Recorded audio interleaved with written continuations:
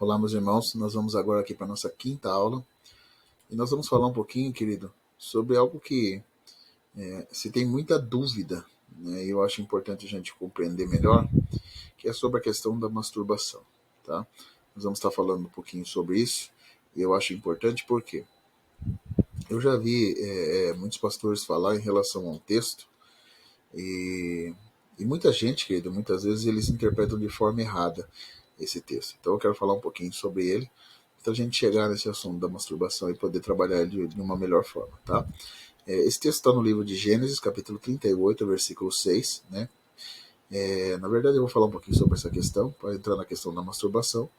E tem algum texto que fala sobre isso na Bíblia? Muitas pessoas perguntam, pastor, tem algum texto que seja explícito falando sobre a questão da masturbação na Bíblia? As pessoas tentam, na verdade, querer empurrar alguns textos, né? Muitas vezes sem fundamento, tá? E alguns pegam esse texto e classificam como masturbação. Mas na verdade, que do que a Bíblia está falando é o onanismo, tá? Você vai compreender melhor. Deixa eu explicar. Gênesis 38:6 diz assim, ó. Esse texto fala sobre a respeito de Onã, tá? Então vamos, por isso que o termo se usa onanismo, tá? Diz assim, ó, Judá, pois, tomou uma mulher para e o seu primogênito, e o seu nome era Tamar. Porém, o primogênito de Judá, era mau aos olhos do Senhor, por isso o Senhor lhe matou. Então disse Judá a Onã. Então Onã era o outro filho, tá? Deus matou isso aí, Onã era o outro filho. Ele diz assim: toma a mulher do teu irmão e casa-te com ela, e suscita a descendência de teu irmão. Irmão, isso é importante a gente compreender, né? Na lei de Moisés, querido, isso era normal, né? Fazia parte do mundo antigo isso, né? Que se o irmão morresse sem filhos, o outro irmão deveria assumir a sua esposa e suscitar descendentes. Isso era, né, uma prática normal lá. Onã, porém, soube, o que a Bíblia está dizendo, Onã, porém, soube que a sua descendência não havia de ser para ele. Então aquilo era para honrar o irmão dele, né? É, então o filho não era dele, né? Era só para honrar. Vamos continuar a leitura. E aconteceu que quando possuía a mulher de seu irmão, derramava o sêmen na terra, para não dar descendência ao seu irmão. E o que fazia era mal aos olhos do Senhor, pelo que o Senhor também o matou. Então essas pessoas usam esse texto para tocar o terror nos outros, né? Dizendo que o sêmen não pode cair na terra, não pode ser derramado no chão, né? E eles falam tudo isso aí. E eles dizem que Deus já até matou por causa disso, né, gente? Mas a Bíblia não está falando, gente, sobre masturbação aqui. A Bíblia está falando, na verdade, de uma relação sexual entre um homem e uma mulher, né? O que eles praticavam aqui, né? Nós chamamos hoje em dia de coito interrompido. Então, quando ele chegava na hora da ejaculação, ele parava o processo e ejaculava na terra, parava e jogava para fora, né? Porque ele pensava o seguinte, né? O que ele dizia, o que ele pensava na cabeça dele? Ele dizia: eu não quero deixar um filho que não seja reconhecido pelo meu nome. Mas isso, querido, era malandragem, né?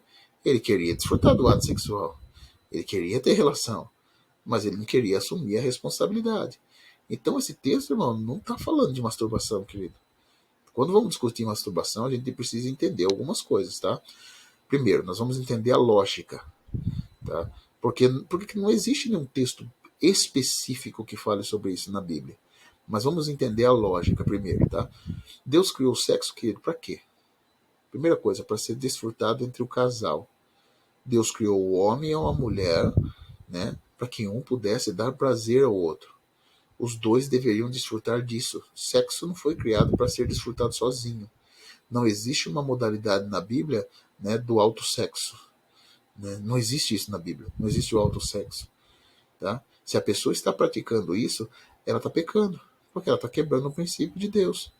Mesmo sendo casado, irmão, eu vejo muitos casais casados alegando: mas eu fico pensando no meu cônjuge. Mas, irmãos, é fato. Essa modalidade não foi feita para trabalhar sozinho. Deus não colocou o sexo para a gente ficar desfrutando sozinho. É para um dar prazer para o outro. Se você não está vivendo isso com a sua esposa, se você não está vivendo isso, você está fora daquilo que Deus estabeleceu. Então, masturbação, querido, é pecado. É contra o princípio de Deus. E outra coisa, irmão, deixa eu explicar uma coisa para você. Em relação à masturbação, querido, o que você pensa na hora, no ato, né? Irmão, ninguém masturba aqui pensando em coisas boas, né? Ou ninguém masturba pensando, nossa, tá escrito na Bíblia lá, olha, a Bíblia fala sobre isso, sobre aquilo. Não, querido. Muitas vezes coisas podres. Muitas pessoas estão afundadas em pornografia, um monte de coisa errada. E estão pensando um monte de coisa errada fora do padrão de Deus. Então, querido, deixa eu dizer, o propósito da masturbação é errado, é fora do padrão de Deus. Deus não criou, querido, a gente para ficar é, se realizando sozinho. Isso é perigoso. Isso é perigoso, né? Tô falando até quem é casado, isso é perigoso. Na verdade, querido, a vida sexual foi feita para desfrutar entre o homem e a mulher, casados, dentro do padrão de Deus, vivendo aquilo que Deus estabeleceu. Tá bom, querido? Então pense nisso, faça a coisa certa, viva o propósito de Deus, e que Deus abençoe você, em nome de Jesus.